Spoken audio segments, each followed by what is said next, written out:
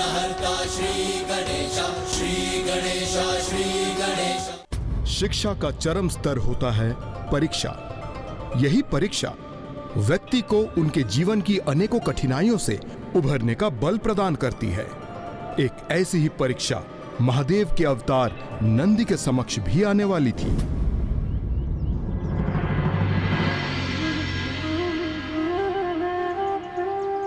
मैं तुम्हें आशीष देता हूं पुत्र। आज जो तुमने ज्ञान अर्जित किया है वो तुम्हें तुम्हारे जीवन की प्रत्येक परीक्षा के लिए तुम्हें सफलता दिलाएगा और तुम्हें तुम्हारे लक्ष्य अर्थात शिव दर्शन में समर्थ बनाएगा। तो क्या वास्तव में इंद्रदेव नंदी जी की परीक्षा लेने वाले थे लंकेश? इंद्रदेव कहां कोई कार्य एकाकी संपन्न करने में समर्थ हैं। वो तो अपने एक समूह को साथ लेकर गए, इसलिए अब एक नन्हे बालक को 6 देवताओं का सामना करना था।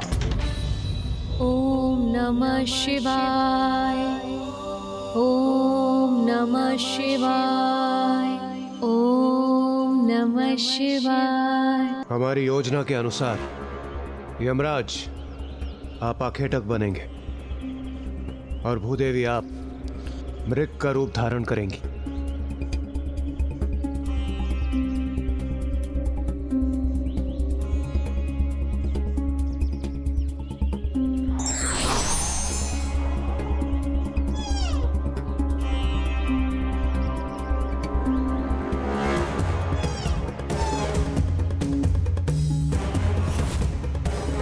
ओम नमः शिवाय, ओम नमः शिवाय।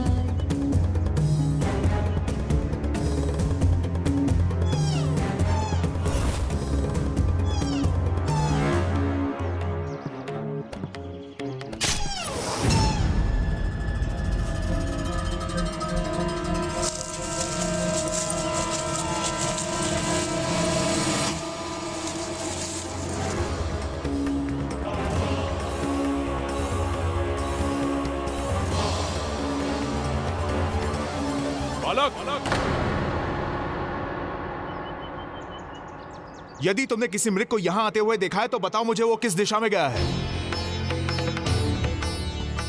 यदि मैंने इन्हें उस मृग के विषय में सत्य कहा तो ये उस लाचार मृग को बंदी बना लेंगे और उसके उपरांत ज्ञात नहीं उसके साथ कैसा अत्याचार करेंगे।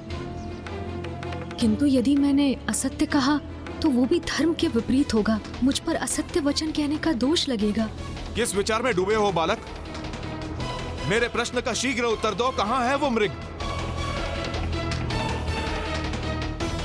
इस प्रकार मेरे समक्ष क्यों स्थित हो गए हो? बताओ वो मृग कहां है? वहां उस दिशा में।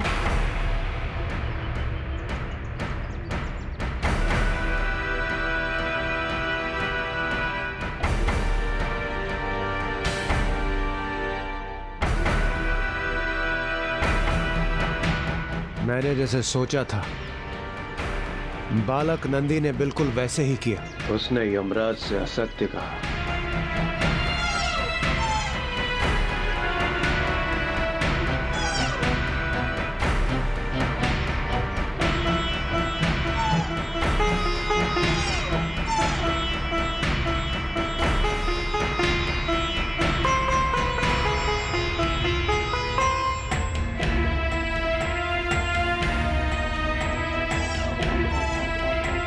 चिंता मत करो, मैं तुम्हें कोई कष्ट नहीं पहुंचाऊंगा। मैं तुम्हारी सहायता करने आया हूँ।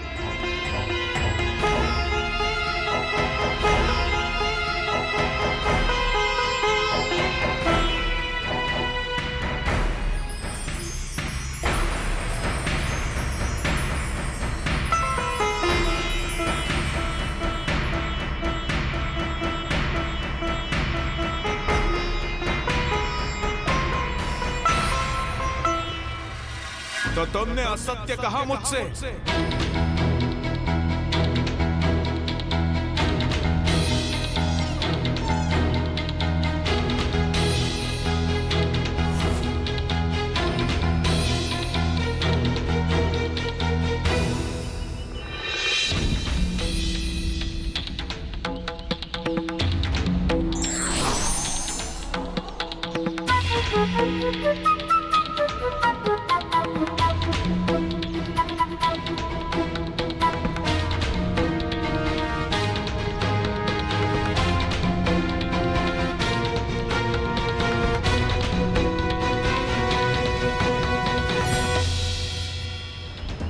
ऋषि पुत्र प्रतीत होते हो तो, किंतु तुम्हारा आचरण तो ऋषि पुत्र जैसा नहीं है। अपनी जिह्वा पे असत्य धारण करते हो तुम।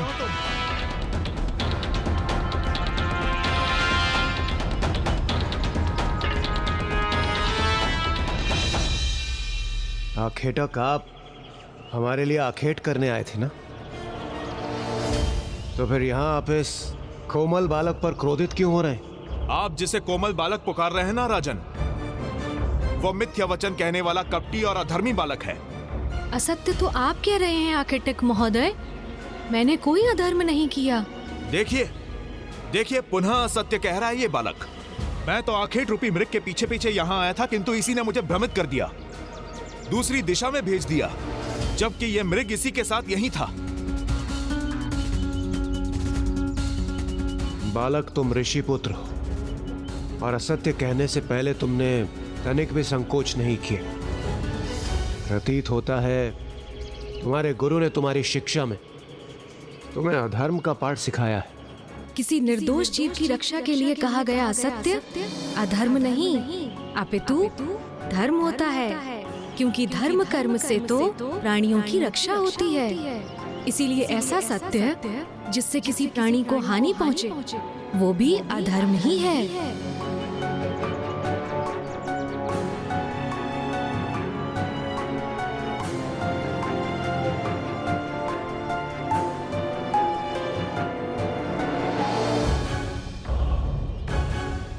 धर्म कर्म का प्रवचन दे रहे हो, स्वयं को क्या बहुत बड़ा ज्ञानी मानते हो तुम? मैं जो भी हूँ राजन, किंतु मैं आपके समक्ष प्रस्तुत हूँ।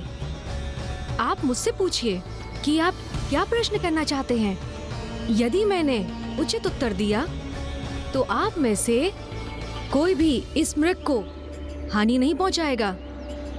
इतना दम्भ है तुम्हें अपने ज्ञान पर? उचित है, मुझे तुम्हारी चुनौती स्वीकार है।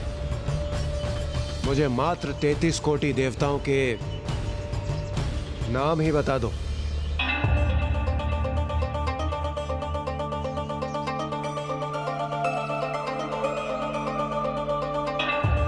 क्या हुआ बालक? मेरे प्रश्न का श्रवण होते ही तुम अपना समस्त ज्ञान भूल गए? तुम्हारे ज्ञान का अहंकार छिन्न भिन्न हो गया? संस्कृत भाषा में कोटि शब्द के 2 अर्थ होते हैं। प्रथम करोड़, जो एक संख्या को इंगित करता है, और अधिकांश मनुष्यों को इस शब्द का यही एक अर्थ ज्ञात है। किंतु कोटि शब्द का दूसरा अर्थ है श्रेष्ठ प्रकार, जो देवताओं के संदर्भ में अधिक मान्य है। इसलिए 33 कोटि देवताओं का अर्थ 33 करोड़ नहीं, अपितु 33 श्रेष्ठतम देवताओं से संबंध रखता है। इसलिए आपके प्रश्न का उत्तर है राजन, 33 कोटि देवता, जिसमें 12 आदित्य, 8 वसु, 11 रुद्र, 1 इंद्र, 1 प्रजापति एवं 2 अश्विनी कुमार, जिनकी संख्या का संयोग हुआ 33। ओम नमः शिवाय, ओम नमः शिवाय, ओम नमः शिवाय, ओम। मात्र संख्या ही ज्ञात है या उनके नामों से भी परिचित हो? 12 आदित्य इस प्रकार हैं: अंशुमान, आर्यमान, इंद्र, त्वष्टा, धातु, पर्जन्य, पूषा, भग, मित्र, वरुण, विवस्वान एवं विष्णु। ओम नमः शिवाय। मैं आपको 11 रुद्र के नाम भी बताता हूँ: शंभु, पिनाकी, गिरीश, स्थानु, भर्ग, भव, सदाशिव, शिव, हर, शर एवं कपाली।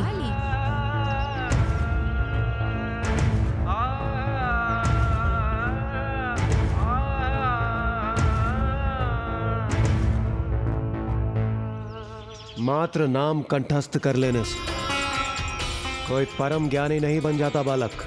तो फिर आप अपने अन्य प्रश्न भी पूछ लीजिए, जिनका आप उचित उत्तर पाकर संतुष्ट होंगे।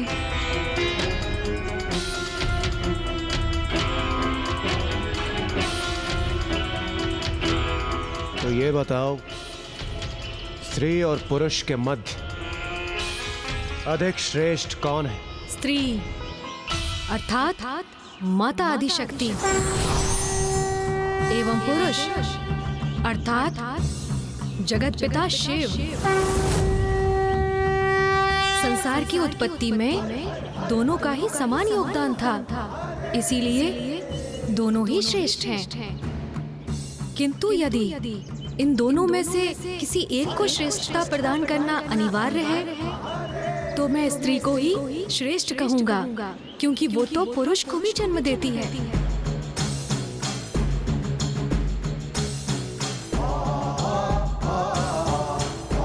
शिशु के रूप में पुरुष को अपने गर्भ में 9 मास धारण करती है, प्रसव की पीड़ा सहती है, इसलिए नारी ही अधिक श्रेष्ठ है। और इसीलिए पति की अर्ध पूजा का फल पत्नी को भी प्राप्त होता है। समस्त देवताओं को माता के गर्भ से ही जन्म लेना होता है।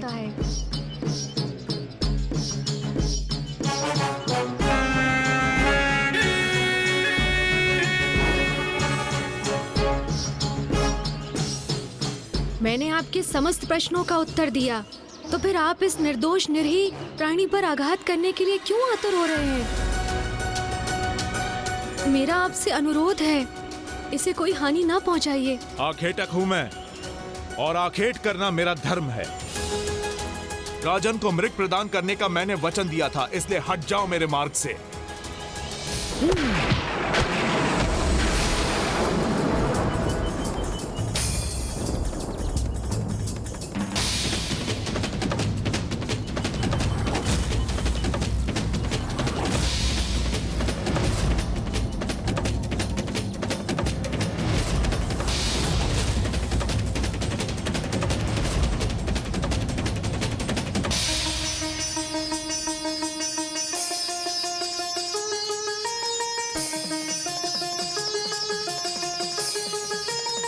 आप सभी भले ही अपने वचन से हट जाएं, किंतु मैंने इस निर्दोष जीव को शरण दी है, इसलिए अब ये मेरा शरणागत है, और शरणागत रक्षा के धर्म से मैं कदापि पीछे नहीं हटूंगा।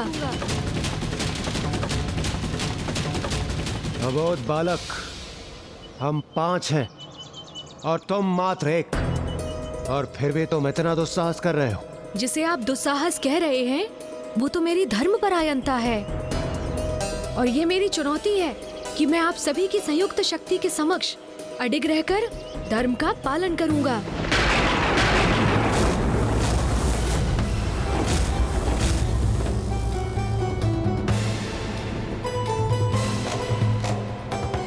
यदि आप सभी ने एक साथ मिलकर मेरे चरण यहाँ से डिगा दिए, तो मैं आपके और इस निर्दोष मृग के मध्य से हट जाऊंगा, अन्यथा आपको ही पीछे हटना होगा।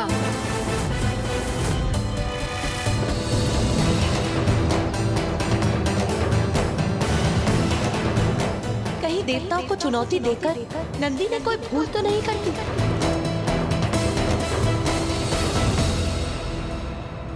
नंदी जी ने उन्हें चुनौती तो दे दी, किंतु उन्हें कहाँ ज्ञात था कि उनके समक्ष कोई साधारण राजा, आखेटक एवं सैनिक नहीं थे, अपितु स्वयं इंद्रदेव, यमराज एवं अन्य शक्तिशाली देवता थे। उनकी संयुक्त शक्ति का सामना कैसे किया नंदी जी ने? ये संघर्ष तो संकट का रूप धारण कर घोर अनिष्ट का कारण बन सकता था, किंतु बालक नंदी के लिए नहीं, अपितु उन देवताओं के लिए।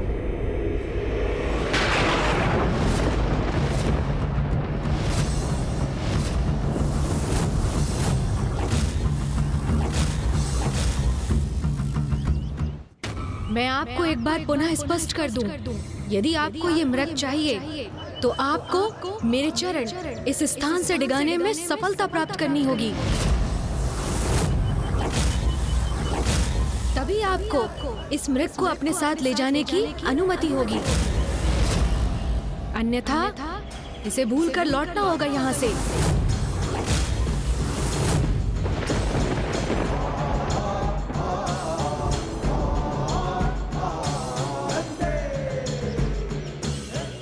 नन्हे से प्राण किंतु वचन कितने महान।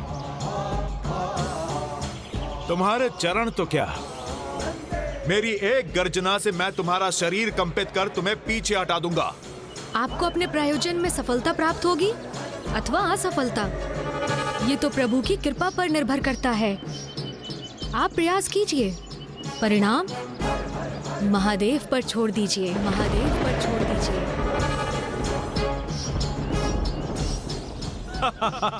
मेरे समक्ष तो महायोद्धा भी भयभीत हो जाते हैं। तुम तो एक नीरे बालक हो। देवराज, दोनों में भला क्या समानता है? एक छोटा सा बालक कैसे स्थिर रह सकेगा यमराज के समक्ष? साहस अहंकार में नहीं, हृदय में होता है वायुदेव, और ये इस बालक को समझना होगा। मात्र साहस दिखाने से वास्तविकता बदल नहीं जाती। यमराज के समक्ष होकर भी इस बालक को तनिक भी चिंता नहीं है। अद्भुत है नंदी का साहस, किंतु ये साहस कहीं नंदी के लिए संकट ना उत्पन्न कर दे, क्योंकि देवता उसे पराजित करने का पूर्ण प्रयास करेंगे और उनकी संयुक्त शक्ति का सामना करना कहीं नन्हे नंदी के लिए अत्यंत अहितकर न सिद्ध हो जाए। कठोर परीक्षा के उपरांत ही मनुष्य का उत्तम चरित्र उजागर होता है, और प्रभु भोलेनाथ के प्रति नंदी की एकाग्रता ने पूर्व में ही प्रमाणित कर दिया है कि वो महादेव का परम भक्त है। और इस परीक्षा के उपरांत ये भी ज्ञात हो जाएगा कि बालक नंदी महादेव का सखा, उनका वाहन बनने योग्य है अथवा नहीं। स्मरण रखना बालक, तुमने स्वयं संकट को आमंत्रित किया है।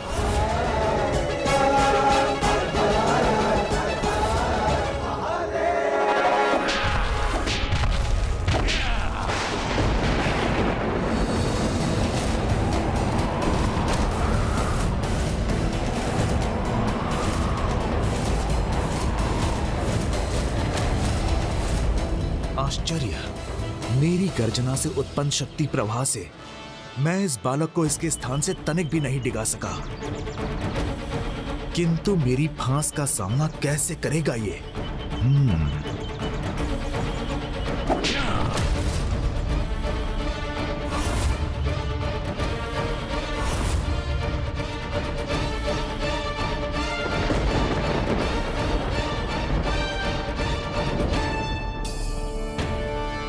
जैसे ही यमराज अपना फांस खींचेंगे, उसी क्षण ये बालक नीचे गिरेगा। यमराज की फांस इसे अवश्य पराजित करेगी। एक निरीह बालक की कितनी कठोर परीक्षा, क्या ये उचित है देवराज? किंतु इसकी कठिन परीक्षा लेने पर ही हमें ये ज्ञात होगा ये महादेव के सखा एवं वाहन बनने योग्य हैं अथवा नहीं।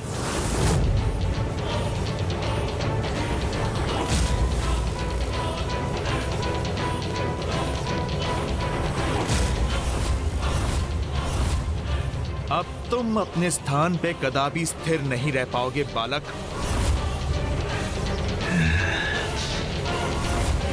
ओम नमः शिवाय, ओम नमः शिवाय, ओम नमः शिवाय।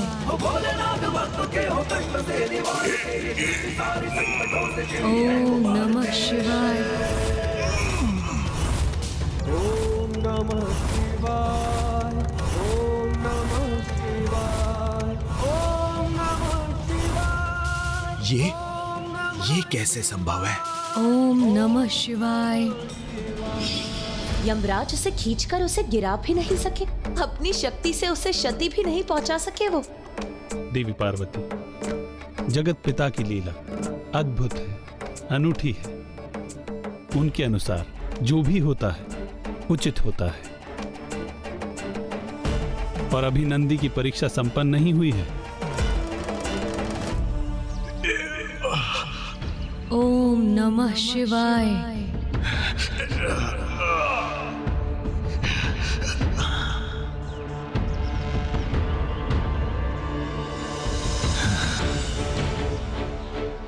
बालक, इतनी उद्दंडता तुम्हारी, तुम मेरा उपहास कर रहे हो। इसका दंड मैं तुम्हें अवश्य दूंगा। ओम नमः शिवाय।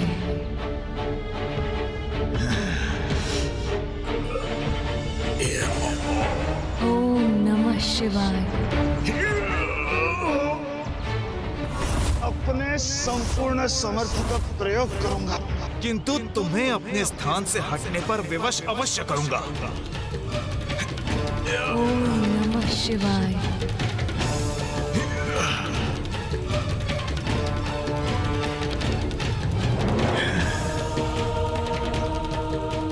दुस्साहसी बालक, हमारी संयुक्त शक्ति के समक्ष एक क्षण भी नहीं रुक सकते तुम।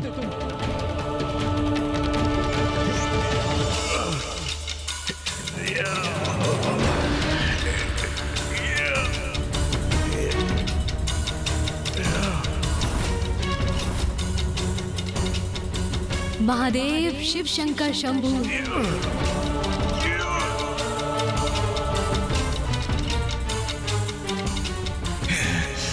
अग्निदेव, वरुण देव, अब दोनों के भी आगे बढ़ने का समय आ गया है। नहीं बहन पार्वती, इस परीक्षा को हम तब तक नहीं रोक सकते जब तक बालक नंदी प्रभु का सानिध्य प्राप्त करने हेतु स्वयं को प्रमाणित नहीं कर देता। किंतु लंकेश, देवगण नंदी जी की इतनी कठोर परीक्षा क्यों ले रहे थे? इंद्रदेव अपने स्वभाव से विवश थे और बालक नंदी से उस संघर्ष में वो तो भूल ही गए थे कि वो किसकी परीक्षा लेने आए हैं। सावधान बालक, अब तुम्हारी पराजय निश्चित है। बालक, तुम्हारा हट और अहंकार भंग करेंगे हम।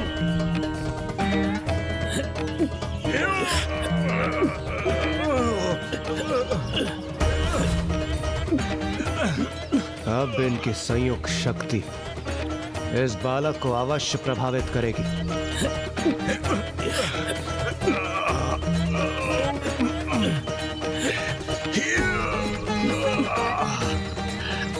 महादेव, शिव शंकर शंभु।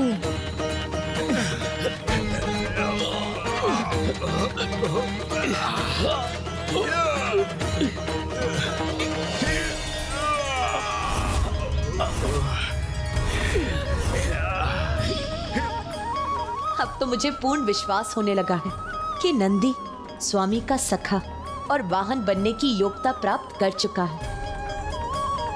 श्री हरि नारायण की ये मंद मुस्कान क्या संकेत दे रही है?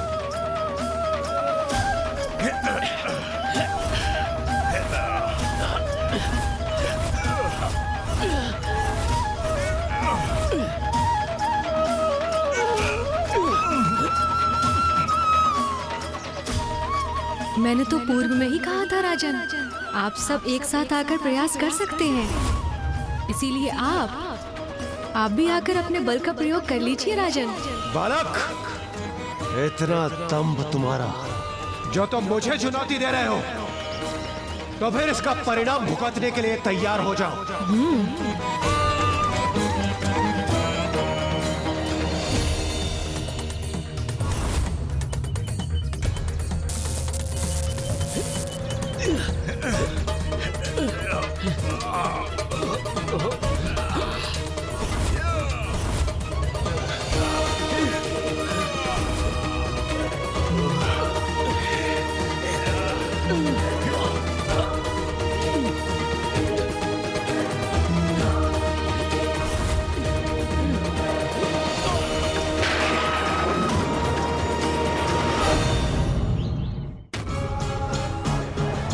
रस्सी छोड़कर आप अपने हाथों से भी प्रयास कर लीजिए। कहीं असफल होने के बाद ये ना कहें बालक नंदी ने आपको पूर्ण अवसर नहीं प्रदान किया।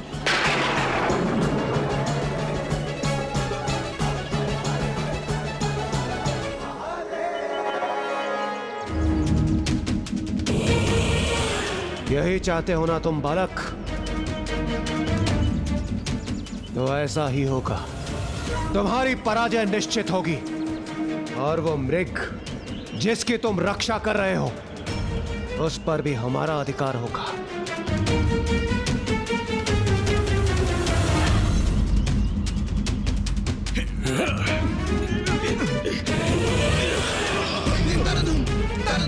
देवराज इंद्र भी विफल हो गए इस नन्हे बालक के समक्ष।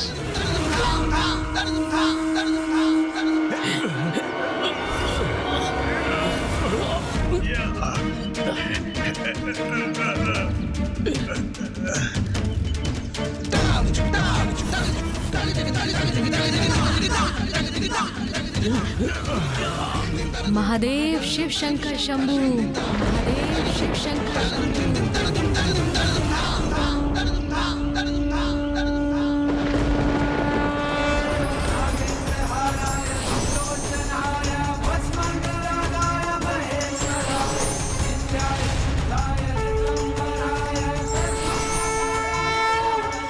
बस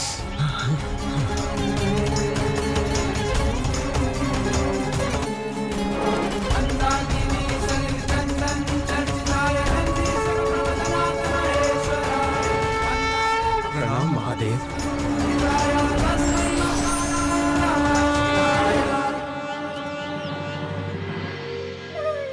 बालक नंदी ने यह प्रमाणित कर दिया कि वो महादेव के कृपा पात्र है और उनका सानिध्य प्राप्त करने के लिए सर्वथा योग्य है। ये तो हम ही हैं जो उनकी परीक्षा लेने के योग्य नहीं है।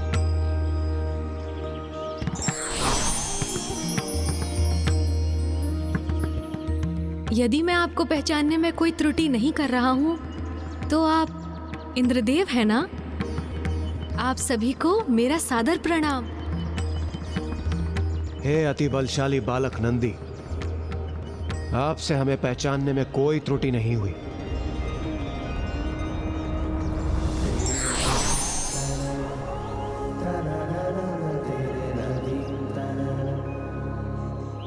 और आप भूमि देवी है ना?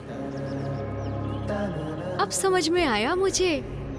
आप सभी मेरी परीक्षा लेने आए थे ना?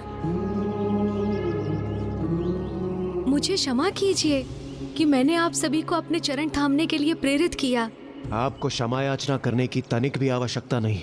ये तो केवल आपकी परीक्षा का भाग था जिसमें आपने संपूर्ण बल और साहस के साथ स्वयं को सर्वश्रेष्ठ सिद्ध किया है और हमें भी अत्यंत प्रभावित किया है आपने। आप सर्वथा महान हैं नंदी जी, और ये आपकी धर्म शक्ति का ही प्रभाव है कि हमारे समस्त प्रयासों के उपरांत भी आप अपने स्थान पर अडिग रहे। सत्य है, आप श्रेष्ठ धर्मज्ञ हैं, धर्म के ही अवतार हैं। हम आपको आशीर्वाद देते हैं। आज से आप धर्मज्ञ नंदी के नाम से विख्यात होंगे। नंदी के नाम से विख्यात होंगे। नंदी के नाम से धर्मज्ञ नंदी के नाम से विख्यात होंगे। धर्मज्ञ नंदी के नाम से विख्यात होंगे।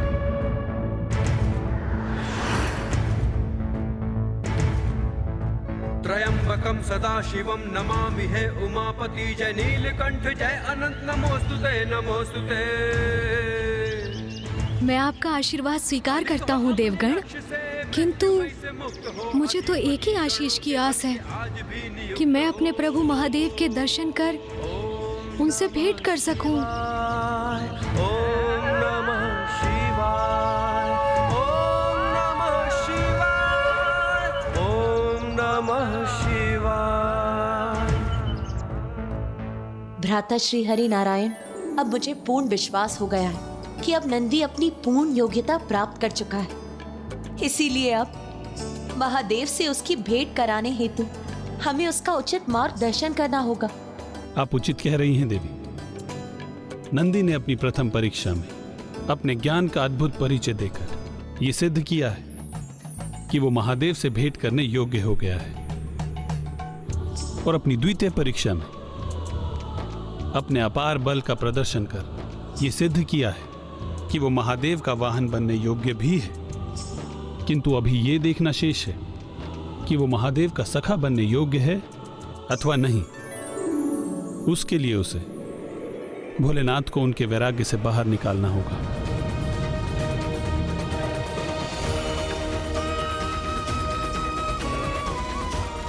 ये नंदी की अंतिम चुनौती, अंतिम परीक्षा होगी और उसमें सफल होकर अपने सखा को पुनः उसके गृह लौटने के लिए प्रेरित कर अपने धर्म का निर्वाह करेगा और ये प्रमाणित करेगा कि वो जगत पिता का सखा बनने के योग्य भी है।